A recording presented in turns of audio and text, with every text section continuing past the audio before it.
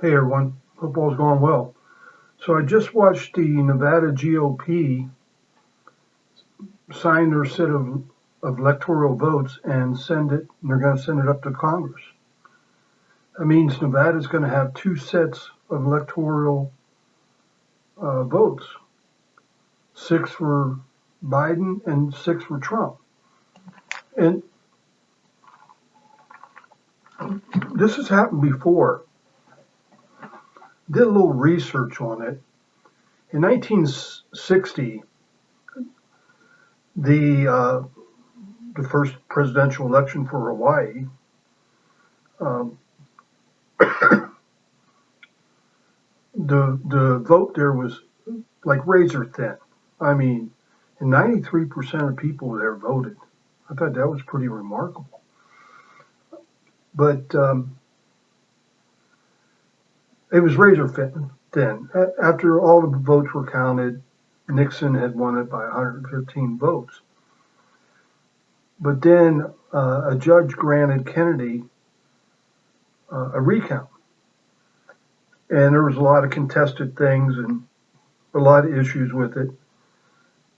In the meantime, by the safe harbor date or whatever it was,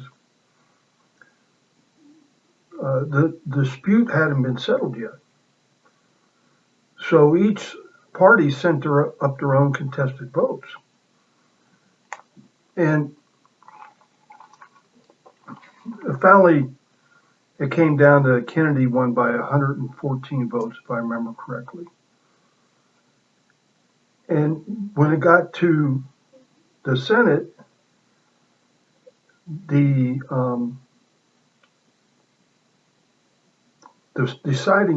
person deciding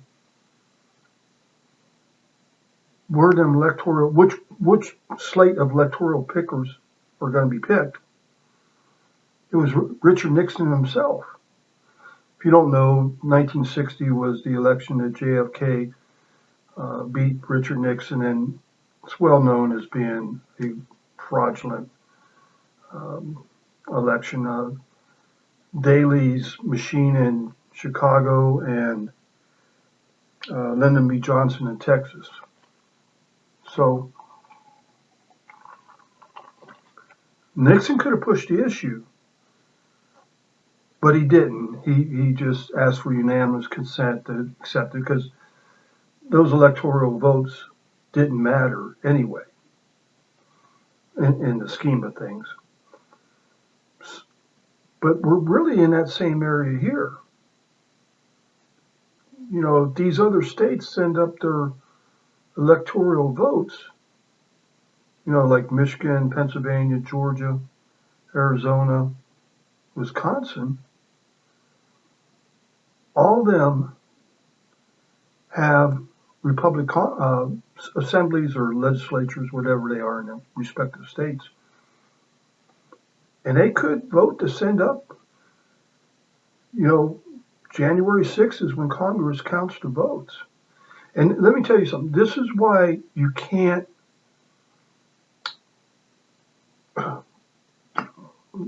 jump the ship right now on the Georgia election. By the way, Georgia, what is going on with you? How are you letting this nut job Secretary of State? You know what he's doing now?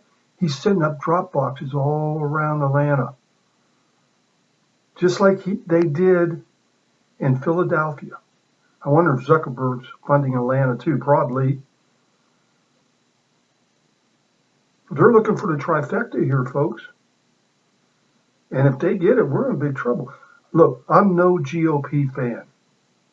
I'm no GOP fanboy. I'm about as sick of them as you are. But we got to understand the GOP party now is the Trump party. It's different. You know, the Trump team did a really good job of recording the people that showed up to the rallies. And matter of fact, I think less than 50% of the people that showed up to the rallies were Republican. There was a lot of Democrats, a lot of independents. And what's amazing to me more than anything is there was a ton of people that hadn't voted for years. You know, they had just given up on the system. And it's really a shame because the one time they decided to get back involved, you know, it is what it is. But you can't stay home January 5th in the Senate election race for Georgia. We got to get at least one of them over the finish line. And honest to God, you know that election's fixed because both of them Democratic candidates couldn't, other than Atlanta, couldn't get voted in as dog catcher. I mean, they are so far left. The Pajama Boy and that Warnock or whatever, something like that, outright socialist, wants to fund police, outright so. That's not going to fly in Georgia. And if them two win, we know there's a real problem here. We know that. So we got to wait and see, but I don't know how this is going to turn out. I got a feeling other states are going to follow. And they're still presenting their cases. And I guess the Nevada GOP is now sending their information to law enforcement. And they're trying to get, they're hoping law enforcement will, with subpoena power, will do something about it. Well, this ain't over yet. Do not give up on that Georgia election. All right, thank you all. Have a good day. Bye.